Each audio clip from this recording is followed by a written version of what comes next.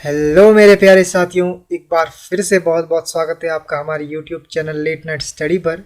आज फिर से हम अपना लेक्चर कंटिन्यू रखने जा रहे हैं। ये सेकंड पार्ट है जो कि क्लास 8th साइंस सब्जेक्ट का चैप्टर नंबर फर्स्ट है, क्रॉप प्रोडक्शन एंड मैनेजमेंट। हमने पिछले लेक्चर में देखा था कि जो एग्रीकल्चरल प्रैक्टिसेस है उसमें क्या क्या स्टेप्स इन्वॉल्व थे। हमने देखे 7 स्टेप्स देखे थे। हमने प्रिपरेशन ऑफ सॉइल, सोइंग देखा था, manure and fertiliser, irrigation, protecting from weeds, harvesting and storage. अब हम इसको क्या करेंगे, अब ब्रीफ में पढ़ेंगे। हम आगे देखेंगे कि इसमें क्या क्या प्रोसेस इन्वॉल्व होती है, इसमें क्या क्या हम टूल्स यूज़ करते हैं अलग अलग स्टेप्स में। सबसे पहला क्या स्टेप है, सबसे पहला स्टेप ये है जो हम देखेंगे कि प्रिपरेशन ऑफ द सॉइल में हम लोग क्या क्या एक्टिविटीज़ करते हैं, हम क्या क्या चीज़ें करते हैं कि हमारी सॉइल अच्छी हो, ताकि हमारी क्रॉप अल्टीमेटली जो आपका आउट प्रोडक्ट है वो अच्छा हो। ठीक है, तो सबसे पहले प्रिपरेशन ऑफ सॉइल में क्या होता है कि आपको सॉइल को तैयार करना है, उसको लूज़ करना है। मतलब आपने खेत को खोदना है ताकि मिट्टी लूज़ हो जाए। लूज़ होने से क्या होगा, लूज़ होने से ये होगा कि जो आपकी रूट्स होगी सॉइल में जो प्लांट की आपकी की रूट होगी वो अंदर तक जा पाएगी। और अंदर तक जा पाएगी इसका मतलब क्या है, इसका मतलब ये है कि आपके जो भी न्यूट्रिएंट्स है जो सॉइल में वो अच्छी तरह से ले पाएगी। जैसे आपका पानी हो गया, आपका कोई मिनरल हो गया या फिर एयर हो गई, वो सॉइल से अच्छी तरह से ब्रीथ कर पाए। मतलब अल्टीमेट ये है कि आपको जो रूट्स है प्लांट की, जो आपकी जड़ें हैं, वो आपका ब्रीथ कर पाए। अब नेक्स्ट इसमें क्वेश्चन पूछा है कि आपका ज़रूरी क्यों है, बोलता है ज़रूरी क्यों है आपका लूजनिंग करना। आपने जो आपने सॉइल को आपने खोदना है या फिर आपने मिट्टी को लूज़ करना है, उस वो ज़रूरी क्यों है। हमारे को लूज़ इसलिए करना पड़ता है ताकि जो आपकी अर्थवॉर्म है, जो आपके केंचुए है और जो माइक्रोब्स हमारे जीवाणु है, वो आपके सॉइल में प्रेजेंट हो और वो ग्रोथ कर सके, हमारे बढ़ सके। अब ये लोग हेल्प कैसे करेंगे, अर्थवॉर्म और जो माइक्रोब्स है वो आपकी हेल्प कैसे करेंगे। अर्थवॉर्म को क्या बोला गया है, इसको फार्मर का दोस्त भी बोला गया, किसान का दोस्त भी बोला गया। अब ये क्या करेंगे, आगे ये लोग और भी लूज करेंगे सॉइल को और भी लूज करने में हेल्प करेंगे। अंदर जैसे घूमेंगे, अंदर चलेंगे या फिर अंदर घूमेंगे तो वो और भी लूज करेंगे। और सबसे मेन इंपॉर्टेंट काम क्या है, वो ह्यूमस ऐड करेंगे। ह्यूमस क्या है, अब बहुत इंपॉर्टेंट टर्म होती है ह्यूमस। ह्यूमस आपका जो पार्ट होता है या फिर कोई भी डेड ऑर्गेनिज्म हो गया या फिर कोई आपका डेड प्लांट हो गया, जो उसके अवशेष बचते हैं तो उसको हम लोग ह्यूमस बोलते हैं। ठीक है, ये प्लांट्स उसको गलाएंगे, सड़ाएंगे, खाएंगे तो उससे क्या बन जाती है, एक ह्यूमस बन जाता है, एक एक्स्ट्रा पार्ट जुड़ जाता है आपकी मिट्टी में, उसको हम ह्यूमस बोलते हैं। ठीक है, जैसे मान लो आपने कहीं मूवीज़ में देखा होगा कि एक डेड बॉडी दफनाई है तो उसके कुछ महीने बाद, कुछ साल बाद आपकी पुलिस आती है और सिर्फ आपको वहाँ पर हड्डियाँ दिखती है। ठीक है, जो बाकी का पार्ट्स होता है वो आपका एक तरह से मिट्टी में मिल चुका होता है, उसको हम ह्यूमस बोलते हैं। अब नेक्स्ट क्वेश्चन पूछता है कि but why does the soil need to be turn and loosen. आपको सॉइल को हमारे को बनाना क्यों होता है और उसको हमारे को लूज करना क्यों होता है। अब बोलता है कि आपने देखा होगा कि जो सॉइल क्या कंटेन करती है, सॉइल आपकी मिनरल कंटेन करती है, वाटर कंटेन करती है, पानी कंटेन करती है। ठीक है, और आपकी हवा और कुछ लिविंग ऑर्गेनिज्म कंटेन करती है, उसमें होते हैं। इसके साथ साथ बोलता है कि जो डेड प्लांट्स और एनिमल्स होते हैं वो डिकम्पोज होते हैं। जैसे कि हमने फिर से बोला था, डिकम्पोज मतलब कि वो घुल मिल जाएंगे आपस में, मतलब मिट्टी के साथ मिल जाएंगे। किसकी हेल्प से, जो सॉइल ऑर्गेनिज्म होंगे, जो बैक्टीरिया होंगे, उसमें अर्थवॉर्म वगैरह होंगे, उसके हेल्प से वो डिकम्पोज हो जाएंगे, मिल जाएंगे, टूट जाएंगे। एक तरह से बोल सकते हैं हम टूट जाएंगे, या फिर हम बोल सकते हैं कि उसमें मिल जाएंगे। एक बहुत अच्छा, मतलब समझने के लिए अच्छा होगा हमारे लिए। ठीक है, तो फिर से न्यूट्रिएंट्स होते जो उसके जो बिखर गए वो चीज़ें, जो उसके अवशेष थे, डेड ऑर्गेनिजम्स के अवशेष थे, वो बिखर गए तो वो क्या करते हैं, जो आपके प्लांट्स होते हैं फिर से उन न्यूट्रिएंट्स को सोख लेते हैं, प्लांट की ग्रोथ में हेल्प करता है। आपका जो टॉप लेयर होता है वही हेल्प सपोर्ट करता है सबसे ज़्यादा आपका प्लांट की अच्छी ग्रोथ में। तो इसी तरह से, इसीलिए जो आपका लूज़ करना और आपको उसको अच्छी तरह से आपको बनाना वो ज़रूरी होता है। जो सॉइल को हम लूज़ करते हैं या फिर हम सॉइल को बनाते हैं तो उसके में जो प्रोसेस होती है वो यूज़ होता है, बोलता है आपका टिलिंग या फिर प्लोइंग। जो हम लोग खेत को खोदते हैं तो उसको हम प्लोइंग या टिलिंग बोलते हैं, जो हल जोतना बोलते हैं हम लोग, वो होता है इसमें। ठीक है, ये किससे यूज़ से होता है, किसकी हेल्प से होता है, ये आपका जो आपके जो हल होते हैं उनकी हेल्प से होता है, या फिर ये वुड के बने होते हैं या फिर आयरन के बने होते हैं। ठीक है, इसके बाद समटाइम क्या बोलता है कि मैन्योर होता है वो ऐड किया जाता है टिलिंग से पहले। मतलब जो खेत को खोदते हैं हम लोग उससे पहले क्या बोलता है, जो मैन्योर, जो हमारे खाद होती है उसको ऐड करना ज़रूरी हो जाता है या फिर करना पड़ता है हमारे को ऐड, ठीक है। जिस वजह से क्या बोलते हैं, जिसमें हम लोग खाद मिल जाएगी सॉइल में और हमारी जो सॉइल होगी वो उपजाऊ बन जाएगी। अब इसमें बोलता है जो टूल्स हम यूज़ करते हैं खेत खोदने के लिए वो क्या क्या होते हैं। वो ये बोल रहा है कि प्लो होता है, हो होता है, कल्टीवेटर होता है। प्लो मतलब जो आपका हल हो गया, ठीक है, जो आपके वुड से बना होता है या फिर आयरन से बना होता है। हो मतलब आपका जो कुदाल या फावड़ा बोलते हैं। कल्टीवेटर कोई भी मतलब औजार हो गया आपका खेत खोदने के लिए, यंत्र एक तरह से बोल सकते हैं आप, ठीक है। तो जैसे यहाँ पर आप हल देख सकते हैं, हल जो आप एनिमल्स इसमें होते हैं, एनिमल्स मतलब जैसे बफेलो हो गया या फिर हॉर्स हो गया या फिर आपका कैमल्स हो गए, वो यूज़ होते हैं। यहाँ देख सकते हैं हम जो एक कुदाल है, ठीक है। और नेक्स्ट क्या बोलता है, कल्टीवेटर मतलब खेत खोदने के लिए कोई भी आपका यंत्र, जैसे यहाँ पर ट्रैक्टर से खुदाई हो रही है। ये हो गया आपके टूल्स खेत खोदने के लिए। नेक्स्ट क्या बोलते हैं आपकी सोइंग। सोइंग मतलब बीज बोना, ठीक है। बीज बोना सबसे इंपॉर्टेंट पार्ट है बोलते हैं आपका क्रॉप प्रोडक्शन में, सबसे इंपॉर्टेंट पार्ट है। तो बिफोर सोइंग आपका जो आप बीज बोते हो उससे पहले क्या बोलता है कि आपकी गुड क्वालिटी ऑफ सीड्स है, आपके बीज की अच्छी क्वालिटी होना बहुत इंपॉर्टेंट होता है। बीज की अच्छी क्वालिटी होने के लिए अब कैसे पता लगाएंगे हम कि बीज अच्छी क्वालिटी का है, नई क्वालिटी का है, ठीक है। फार्मर्स हमेशा क्या, किसान हमेशा क्या प्रेफर करते हैं कि हमारे को अच्छे बीज मिले ताकि हमारी अच्छी फसल हो। अब नीचे पहेली आ जाती है। पहेली क्या बोलती है, अब यहाँ पर पहेली अपना किस्सा सुना रही है। किस्सा सुनाते हुए ये बोलती है कि मैंने एक दिन मम्मी को देखा, मम्मी ने क्या किया, कुछ दालें ली, जो चने की दाल ली, वो पानी में भिगो दी।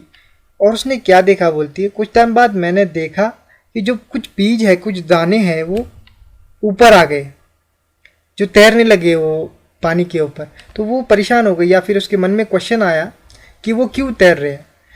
तो इसका आंसर ये होता है कि आपके खराब बीज होते हैं वो अंदर से खोखले हो जाते हैं। खोखले हो गए मतलब इसका क्या हुआ कि आपके जो बीज है या फिर आपके दाने वो लाइटर हो गए, मतलब कि हल्के हो गए, अंदर से खोखले हुए। तो ऑब्वियस सी बात है हल्की चीज़ पानी पर तैरेगी। तो इस तरह से हम लोग देख सकते हैं कि हेल्दी सीड्स को हम जो डैमेज सीड से है, बीज से है, वो हम अलग कर सकते हैं। अब बोलता है कि जो आपका बीज बोने की प्रोसेस है या फिर जो बीज बोना है वो बहुत इंपॉर्टेंट पार्ट होता है क्रॉप प्रोडक्शन में। तो इस तरह से तो इसमें टूल जो यूज़ होते हैं वो ट्रेडिशनल टूल होता है। एक फ़नल, पहले क्या किया जाता था, एक फ़नल यूज़ किया जाता था, ठीक है। फ़नल यूज़ जैसे आपको यहाँ दिख रहा है, एक फ़नल कीप की तरह यूज़ किया जा रहा है। वो एक एक दो बीज, तीन बीज वो धीरे धीरे डालते जाएंगे। तो आजकल के टाइम में क्या होता है, आजकल पहले तो आपकी जो आपकी फ़नल यूज़ होती थी, लेकिन आजकल के मॉडर्न टेक्नोलॉजी में क्या होता है, आपका सीड ड्रिल यूज़ होता है। जैसे आप यहाँ देख सकते हैं सीड ड्रिल का क्या यूज़ होता है, बोलता है कि आपका एक यूनिफॉर्म मैनर, मतलब एक बराबर जगह पे या फिर बराबर जगह छोड़कर और या फिर प्रॉपर डिस्टेंस में ये आपका जो बीज डालता है और देखता है कि बीज डालने के बाद वो मिट्टी से अच्छी तरह कवर हो जाए ताकि वो उसको पक्षी वगैरह या फिर कोई और चीज़ ना खराब कर दे उसको या फिर उड़ा के ना ले जाए। अब नेक्स्ट इसके दिमाग में आया, अब नेक्स्ट क्वेश्चन ये पूछता है, भूजो बोलता है कि मैंने एक नर्सरी देखी, वहाँ पर मैंने देखा कि बहुत छोटे छोटे प्लांट्स थे अंदर बैग में रखे हुए। तो ऐसा क्यों रखा गया, बोलता है कि ऐसा क्यों रख रहे थे उन प्लांट्स को। तो पहले इसका आंसर देती कि जो कुछ प्लांट्स होते हैं जैसे कि पैडी वगैरह हो गया, उनको पहले नर्सरी में उगाना पड़ता है। नर्सरी एक आप ऐसे समझ सकते हैं कि जैसे बच्चों की, जैसे हम स्कूल में जाते तो उस तरह से नर्सरी क्लास में जाते ना, तो उस तरह से एक वर्ड बोल सकते हैं, ऐसा नहीं पूरी की नर्सरी वो है। तो नर्सरी एक उस तरह से पार्ट ले सकती है, जैसे छोटे बच्चों को हम तैयार करते हैं उसी तरह से हम प्लांट्स को वहाँ पर तैयार करते हैं। और बाद में क्या करते हैं, वहाँ से पौधे उठा के जहाँ हमने लगाने होते या फिर हमारी खेती करनी होती वहाँ से उठा के हम अपने खेत में लगा देते हैं, ठीक है। अब ऐसा नहीं होना चाहिए कि आपने ओवर क्राउडिंग कर दी प्लांट्स की। ओवर क्राउडिंग मतलब क्या हुआ कि आपने एक साथ पौधे लगा दिए। अब एक साथ पौधे लगाने से क्या होगा, एक साथ पौधे लगाने से ये होगा कि जो प्लांट्स होंगे वो आपस में लड़ेंगे। क्यों लड़ेंगे, उनको सनलाइट के लिए प्रॉब्लम होगी, उसके लिए लड़ेंगे वो लोग, न्यूट्रिएंट्स के लिए लड़ेंगे, वाटर के लिए लड़ेंगे, मतलब मुझे चाहिए, इस बात की लड़ाई हो जाएगी, ठीक है। अब नेक्स्ट स्टेप, बहुत इंपॉर्टेंट स्टेप, देखो क्या बोलता है कि आपका एडिंग मैन्योर और फर्टिलाइजर को ऐड करना। मैन्योर आपका खाद होती है और फर्टिलाइजर जो आपका उर्वरक होता है, ठीक है। अब ये फिर से इसके क्वेश्चन आ गया, ये बोलता है कि मैंने एक हेल्दी क्रॉप ग्रोइंग फार्म देखी, ठीक है। एक फार्म देखा जिसमें बहुत ही अच्छी फसल उग रही थी, लेकिन एक पास में ही देखा वहाँ पर तो उतने अच्छे प्लांट नहीं थे, खराब प्लांट से, बोलता है वो तो इसका क्या चक्कर है, बोलता है, ठीक है, ऐसे क्यों है। अब इसका आंसर जो है बुक देती है कि आपका सॉइल प्रोवाइड करवाता है, न्यूट्रिएंट्स प्रोवाइड करवाता है प्लांट के लिए। जैसे हम इंसानों को चाहिए होते हैं मिनरल वाटर न्यूट्रिएंट्स चाहिए होता है, बहुत सारे कार्बोहाइड्रेट्स, बहुत सारी चीज़ें चाहिए होती है हमारे को अपनी ग्रोथ के लिए। तो उसी तरह क्या बोलता है, क्रॉप को भी अच्छी ग्रोथ के लिए न्यूट्रिएंट्स चाहिए, ठीक है। तो नेक्स्ट चीज़ इसमें बोली गई है कि जो कंटिन्यूस ग्रोइंग ऑफ क्रॉप है वो भी आपकी सॉइल को पूरा बना देते हैं। मान लो आप किसी क्रॉप को लगातार उगाते जाते हो, ठीक है, उसी खेत पे आप लगातार उगाते जा रहे हो, तो बोलता है कि वो सॉइल की क्वालिटी होगी, जो उसमें न्यूट्रिएंट्स होंगे वो कम होते जाएंगे, ठीक है, कम होते जाएंगे।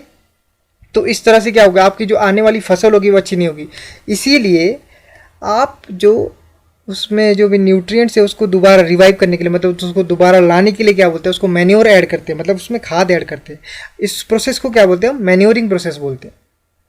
जो आपकी फार्मर्स ऐड करते हैं आपके खाद को, ताकि न्यूट्रिएंट्स आपका सॉइल में दोबारा आ सके, उसको क्या बोलते हैं हम लोग, मैन्योरिंग प्रोसेस बोलते हैं। या इसमें और बोलता है इसमें कि अगर आप इम्प्रॉपर तरीके से करोगे, अच्छी तरीके से नहीं करोगे, या फिर आप अधूरा डालोगे, आपका जो खाद है, ठीक है, वो अधूरा डालोगे, तो उसमें क्या बोलते हैं, आपके प्लांट्स वो वीक होंगे। अब मैन्योर क्या बोलता है, मैन्योर आपका एक ऑर्गेनिक सब्सटेंस है जो आपका decomposition of plants and animal waste, animal और प्लांट का जो वेस्ट होता है उसके डिकम्पोज मतलब जब वो टूटता है, एक तरह से टूटता है बोलेंगे, या फिर मिट्टी में मिल जाता है, उस प्रोसेस से क्या बोलता है, आपका मैन्योर बनता है। अब मैन्योर बनाने का और एक प्रोसेस है, बोलता है मैन्योर का। जैसे फार्मर्स क्या करते हैं, आपने देखा होगा कहीं गांव में जाओगे तो आप बड़े बड़े ढेर रखे होते हैं गोबर के, ठीक है, उसमें केंचुए होते हैं, वो डिकम्पोज कर रहे होते हैं। आपका बोलता है कि जैसे वर्मी कंपोस्टिंग आपका एक प्रोसेस है, बोलता है, जो आपने 6th क्लास में पढ़ा होगा, वर्मी कंपोस्टिंग में क्या होता है, देखो बहुत ही इंटरेस्टिंग होता है कि आप एक उसमें ऐड कर देते हो प्लांट्स की लीव वगैरह ऐड कर देते हो, मतलब काफ़ी चीज़ें जो अपने हिसाब से किसी भी आदमी को लगती है कि उसको ये ऐड करना चाहिए। ऐसा नहीं आप हर कहीं से कुछ पत्थर मिट्टी इकट्ठा कर रहे हो, वैसा नहीं बनेगा, ठीक है, ऐसा नहीं होगा। जो आपकी इंपॉर्टेंट चीज़ है, जैसे आपने कुछ डेड प्लांट्स की लीव्स डाल दिया आपने, या फिर गोबर डाल दिया, जो मेनली जो आपका होता है, जो काव डंग होता है, जो गाय का गोबर होता है, उससे बनता है, तो उसमें केचुए डाल देते हम। तो केचुए क्या करते हैं, उसको खाते, उसमें घूमते, ठीक है, तो उसमें वो लोग घूमते खाते, तो उसके डाइजेशन प्रोसेस से होकर वो बाहर आता है। मेनली उसका एक्सक्रीशन होता है, जो आपका वर्मी कंपोस्ट बनता है, ठीक है, उस तरह से वो मैन्योर बन जाता है। इसमें आपके जो आपकी एक्टिविटी दी गई है वो अगर आप करना चाहें तो कर सकते हैं कि आप फर्टिलाइज़र और जो मैन्योर है वो किस तरह से हमारी हेल्प करता है, ठीक है, प्लांट की ग्रोथ में। तो इसी तरह से बोलता है फर्टिलाइज़र क्या होते हैं, हमारे केमिकल सब्सटेंस होते हैं जो आपके रिच होते हैं पर्टिकुलर न्यूट्रिएंट्स में। पर्टिकुलर न्यूट्रिएंट मतलब एक खास चीज़ में वो आगे होंगे, इस तरह से हम बोल सकते हैं। पर्टिकुलर न्यूट्रिएंट मतलब कि उसमें वो चीज़ ज़्यादा होगी। जैसे कि आपके फर्टिलाइज़र क्या क्या होते हैं, जैसे यूरिया होता है, अमोनियम सल्फेट, फॉस्फेट हो गया, सुपर फॉस्फेट, पोटाश वगैरह, ये आपके फर्टिलाइजर्स है। फर्टिलाइजर मेनली क्या बोलता है, ये आपकी फैक्ट्रीज में बनती है और ये केमिकल प्रोसेस से बनती है। तो क्या बोलते हैं, ज़्यादा यूज़ अगर हम फर्टिलाइजर का करेंगे, क्या बोलते हैं, सॉइल के लिए हानिकारक होगा, ठीक है, ज़्यादा यूज़ करेंगे तो वो न्यूट्रिएंट ज़्यादा ले लेगा। और क्या बोलते हैं, ये वाटर पोल्यूशन भी क्रिएट करता है इसमें, क्योंकि केमिकल्स होते हैं, अगर वाटर में मिल गया तो वाटर पोल्यूशन भी करता है। तो इसीलिए क्या बोलता है कि हमारे को अगर मैन्योर हम यूज़ करेंगे तो हमारे लिए ज़्यादा बेनिफिट होगा, क्योंकि वो कुछ हार्म भी कॉज नहीं करता है और हमारे लिए अच्छा भी होता है, ठीक है। अब नेक्स्ट देखेंगे हम लोग कि जो सॉइल में न्यूट्रिएंट्स है हम लोग उसको रिप्लेनिश कैसे करते हैं। रिप्लेनिश मतलब उसको दोबारा ला कैसे सकते हैं, उसका आंसर है क्रॉप रोटेशन। पहले हमने क्या देखा था कि एक किसान अगर क्रॉप एक लगातार उगाता जाता था तो क्या होता था, उसमें न्यूट्रिएंट्स की कमी हो जाती थी, तो आपकी आने वाली क्रॉप्स क्या होगी, वो अच्छी नहीं होगी।